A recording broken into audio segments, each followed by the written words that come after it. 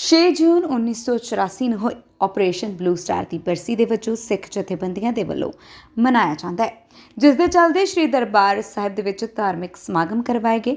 ਇਸ ਦੌਰਾਨ ਭਾਰੀ ਸੰਗਤਾਂ ਨੇ ਸ਼ਰਧਾ ਦੇ ਫੁੱਲ ਭੇਟ ਕਰਨ ਦੇ ਲਈ ਉੱਥੇ ਪਹੁੰਚੇ ਅਤੇ ਦਿੱਲੀ ਹਿੰਸਾ ਮਾਮਲੇ ਦੇ ਵਿੱਚ ਨਾਮਜ਼ਦ ਦੀਪ ਸਿੱਧੂ ਵੱਲੋਂ ਵੀ ਆਪਣੀ ਹਾਜ਼ਰੀ ਲਗਵਾਈ ਗਈ। ਇਸ ਮੌਕੇ ਉਹਨਾਂ ਕਿਹਾ ਕਿ ਅੱਜ ਉਹ ਸੱਚਖੰਡ ਸ੍ਰੀ ਹਰਿਮੰਦਰ ਸਾਹਿਬ ਅਤੇ ਸ੍ਰੀ ਅਕਾਲ ਤਖਤ ਸਾਹਿਬ ਤੇ ਨਤਮਸਤਕ ਹੋਣ ਦੇ ਲਈ ਅਤੇ 1984 ਦੇ ਸ਼ਹੀਦਾਂ ਨੂੰ ਸ਼ਰਧਾ ਦੇ ਫੁੱਲ ਭੇਟ ਕਰਨ ਦੇ ਲਈ ਪਹੁੰਚੇ ਹਨ।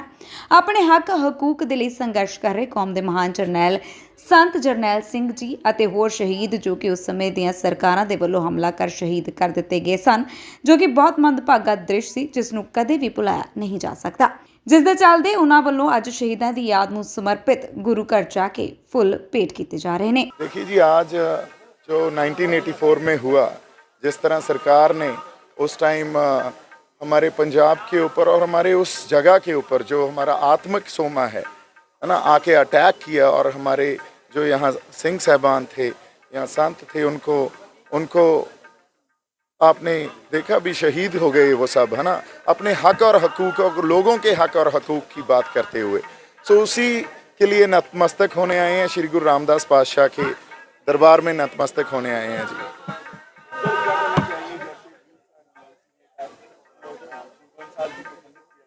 हाँ जी, नहीं, गुरु ग्रंथ साहब की देखो, सरकार ने कितना समय तक अपना पुरजोर कोशिश की भी, जो उस टाइम सरकार ने हमारे ऊपर जुल्म किया, जबर किया, वो सामने ना आए। आज 37 साल बाद भी इतिहास अपने आप ये सच बोल रहा है और आप लोगों के सामने वो सब चीज़ें, वो सब घटनाएं और उन सब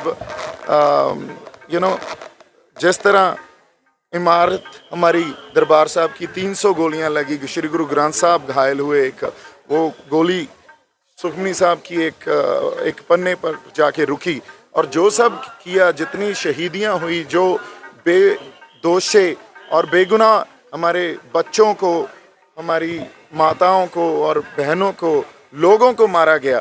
सो everything is coming forward now. This is what we need to understand. जो सच है, ट्रुथ है, वो कभी नहीं छुपता। अपने आप किसी टाइम एक कलेक्टिव कॉन्शियसनेस देखो कैसे पंजाब में पैदा हो गई है इस चीज़ को लेके।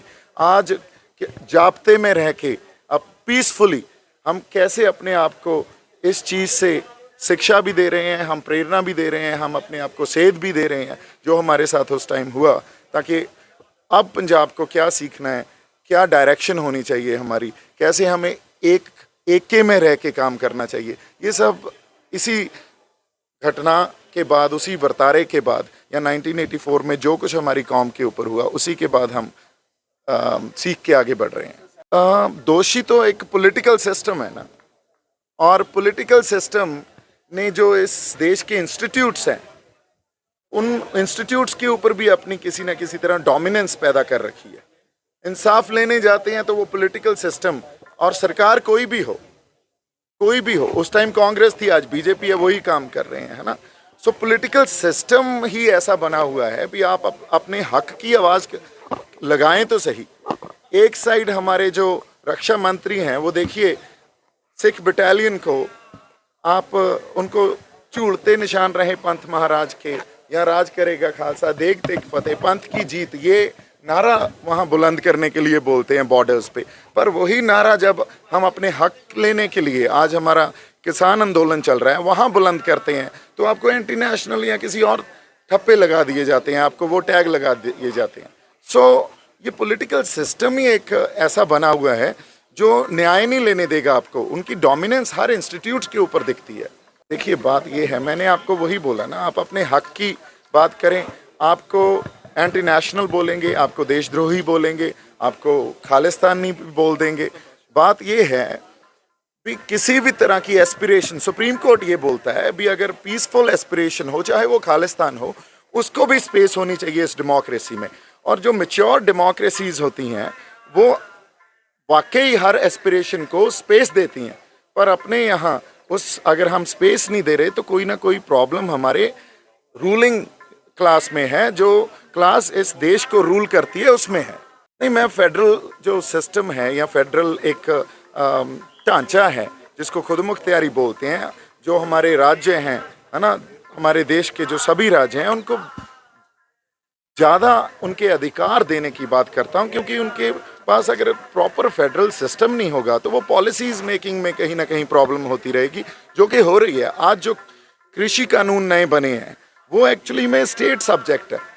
उस स्टेट सब्जेक्ट को सेंट्रल गवर्नमेंट अपने हाथ में लेके बना रही है, तो उसी से तनाव और टकराव पैदा हुआ है ना। सो जब तक हम अपने फेडरल सिस्टम के ऊपर वापस नहीं आएंगे और वो सब अधिकार जो स्टेट्स के पास होने चाहिए उनको नहीं देंगे, तो प्रॉब्लम बड़ी हमारी ग्रेव और सीरियस बनती रहेगी। हाँ जी, देखिए मैं आपको अभी क्लियर कर चुका हूँ। अगर सुप्रीम कोर्ट भी ये बोलता है भी पीसफुल एस्पिरेशन को स्पेस देनी चाहिए, तो पीसफुल एस्पिरेशन को स्पेस दे ना। एक मैच्योर डेमोक्रेसी की यही खासियत होती है। अगर हम इन सब जो एक डेमोक्रेसी के पास एक कैरेक्टरिस्टिक्स होने चाहिए उनको नहीं समझेंगे, तो कहीं ना कहीं प्रॉब्लमैटिक एरियाज बनते जाएंगे अपने आप ही। देखो, एज अ सिख मैं मैसेज यही दूंगा, एक तो सिख कभी भी हिंसक नहीं हो सकता। सिख के मनों में, उनके दिलों में कभी हिंसा नहीं हो सकती। तो हम एक तो पीसफुल रहें, जाब्ते में रहें, और एक साझीवालता, आपसी प्यार और सांझ का संदेश देते रहें। यही मैसेज है जी। ਅੰਮ੍ਰਿਤਸਰ ਤੋਂ ਚੰਡੀਗੜ੍ਹ ਖਬਰਨਾਮਾ ਦੇ ਲਈ ਸ਼ਮਸ਼ੇਰ ਸਿੰਘ ਦੀ ਰਿਪੋर्ट।